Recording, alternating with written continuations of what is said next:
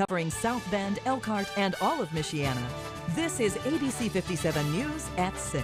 In just hours, South Bend's Common Council is set to amend a proposal that could be a game changer for homeowners living near Notre Dame. How parking policies may soon change during Fighting Irish home games. And 5 days after horrific scenes of dead women and children emerged from Syria, today UN inspectors plan to take a look for evidence of deadly poison and who may have used it. Also new this morning, once again, local college students are preparing to hit the books. Today, it's back to class for students at IUSB. Good morning, Michiana. Welcome to ABC 57 News. I'm Emily Pritchard. Right now, it's 6 o'clock on the dot, and the warm-up continues this week for us. For a look at today's forecast, let's get right to ABC 57 First Warning Neighborhood meteorologist Tom Coombs. And Tom, how warm are we actually talking today? Just this morning, we're still in the 60s and 70s, and 90s return this afternoon. Something we haven't seen much this year, but 90s return for today. Right now, temperatures 67 in downtown South Bend. It's 66 as you head up towards Granger and the Edwardsburg area, and over towards Elkhart, 62 right now, and 61 near the bypass. So a little cooler as you move further towards the east this morning, but we're still holding in the 60s as we start out your day. Going out for our wider view and looking at ABC 57 First Warning live Doppler radar, it is a clean scan. No rain on the radar, and that could be a little bit of a concern. Again, the lawns are starting to brown up a little bit. Make sure you continue to water the garden because there are not many chances for rain over the next week or more. I'll show you that coming up in your ABC 57 First Warning neighborhood weather forecast. Emily? Thanks, Tom. Well, new this morning, the Fighting Irish football season is set to kick off this weekend, and as many of you know, finding a good parking spot on home games can be a pretty big problem. Well, right now, anyone who lets people park in their lawns is required to pay the city a fee. But as ABC 57's Eric Seltzer explains, that could soon change. In just hours, council members may vote to get rid of the current lawn parking fee on game day. Eric joins us live near Notre Dame this morning with more. Good morning, Eric. Emily, good morning. Well, these fees can cost homeowners nearly $50 a permit, and also depends on the amount of vehicles that they have in their yard on game day. Now, if they do let people park in their lawn, they don't have one of those permits, they can get a ticket. However, this would change after a council vote later today. Council members are set to possibly get rid of that 2007 law. Right now, the ordinance fines homeowners up to $100 if police find people parking on their lawns without them having a permit. This would be the third time the ordinance hasn't brought up at a council meeting. Right now, the permits are only needed on a day-to-day basis, and it only covers lawn parking. Now, if that ordinance is amended later tonight, it would mean that the lawn parking ordinance on game days would be completely gone, but all other parking laws would remain intact as usual. So this ordinance has been in place for about 5 years right now.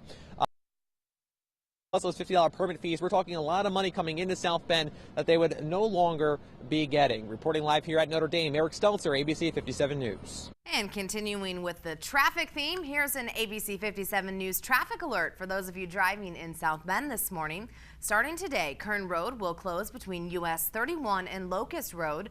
Now, Kern will stay closed through September 4th, but will open for Labor Day weekend. Now, crews are constructing an interchange there for the new US 31 project, and there will be detours in place. And construction will also cause some delays in Berrien County. If that means you this morning, there will be single lane closures on northbound US 31. That's between Walton Road Exit 7 and Rangeline Road in Niles Township. Now, crews will be repairing the pavement there. Work is expected to wrap up on Thursday. And this morning, class is back in session for students at IUSB. In just hours, the first day of classes get underway for the 2013-14 academic year. And students arrive on campus with new leadership at the university. They are welcoming new Chancellor Terry Allison. And they're set to have their first classes in the newly renovated Education and Arts building. And today also kicks off the Welcome Week Fair on the Quad. Students can enjoy free games, prizes, food vendors, and of course, learn about student clubs. And you may have noticed heavier traffic near Notre Dame this weekend. It was hard to miss as students moved in at the university. Many undergrads moved onto campus, and Notre Dame students are set to start classes there tomorrow. And as local college students prepare for the new semester, South Bend police are reminding you to think about crime prevention. Now, the police department set out a few safety tips. Listen up. They say if you live off campus, you should develop a group of trusted neighbors. Now, those neighbors should know who is and isn't allowed in your apartment. Also, you should keep your apartment looking lived in. You can do this pretty easily by keeping lights on and curtains closed at night. And of course, always lock those doors and windows. Also, don't keep anything valuable inside your car like electronics. Well, today, a United Nations weapons inspections team will head to the site of an apparent chemical weapons attack in Syria. The Syrian government is allowing full access. UN inspectors have been trying to gain access to that site since opposition groups reported 1,300 people were killed there on Wednesday. The Syrian government and rebels accuse each other of using chemical weapons in that attack, but as pressure escalates over Syria, local officials are actually warning the U.S. from moving forward with military actions of its own. This has to be an international operation. It can't be a unilateral American approach. It has to have support internationally, but not just politically, but militarily. And Syria has warned any U.S. intervention would create a ball of fire that will inflame the Middle East and result in failure. And please stick with ABC 57 News as we continue to follow the recent crisis in Syria, both on air and online at abc57.com. Within the half hour, ABC's Devin Dwyer will provide extended coverage on that chemical attack investigation. New video this morning. We're just getting in of a wildfire dubbed the Rim Fire at Yosemite National Park. This was taken by the California Air National Guard. Check out that smoke. Now, crews have been fighting flames there for more than a week. The video was shot from an air tanker. That aircraft can actually drop 3,000 gallons in just 5 seconds. It's also equipped with nearly a dozen Black Hawk type choppers to perform airdrops on the wildfire. Now, fire officials say right now the Rim Fire continues to grow and smoke there continues to be an issue with visibility less than a mile.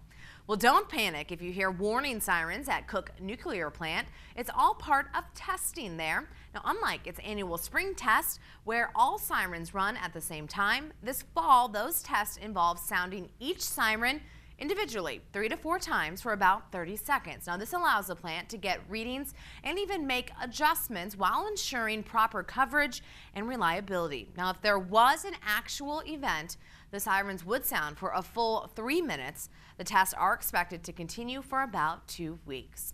Well, Indiana Governor Mike Pence has declared this week as Indiana Rail Safety Week.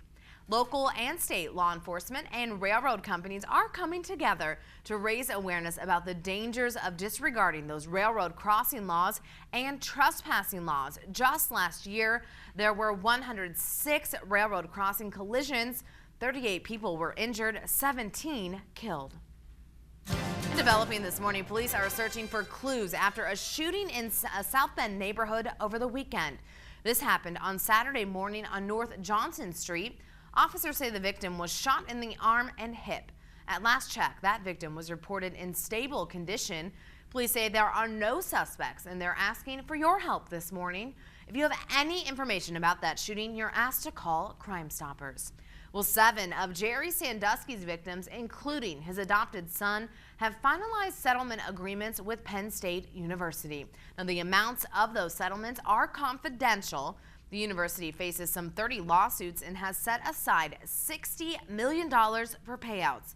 A jury convicted the former Penn State assistant football coach last year on 45 counts of child sex abuse. The 69-year-old was sentenced to 30 to 60 years in prison. Well, Michiana fruit farmers are cashing in on all of this recent warm weather. The amount of sun has been adequate for a lot of the peaches and nectarines that we're harvesting right now. Still to come, we'll take a closer look at a local farm where baskets of peaches are selling faster than ever. Plus, overnight, the music industry's most talented stars hit the stage at the MTV Video Music Awards. Find out who took away the top honor for Video of the Year. We're heating up across the area. Mild start this morning compared to just yesterday morning. Anywhere from 5 to 10 degrees warmer this morning. Wait to see how hot we get this afternoon in your ABC 57 First Warning Neighborhood Weather Forecast.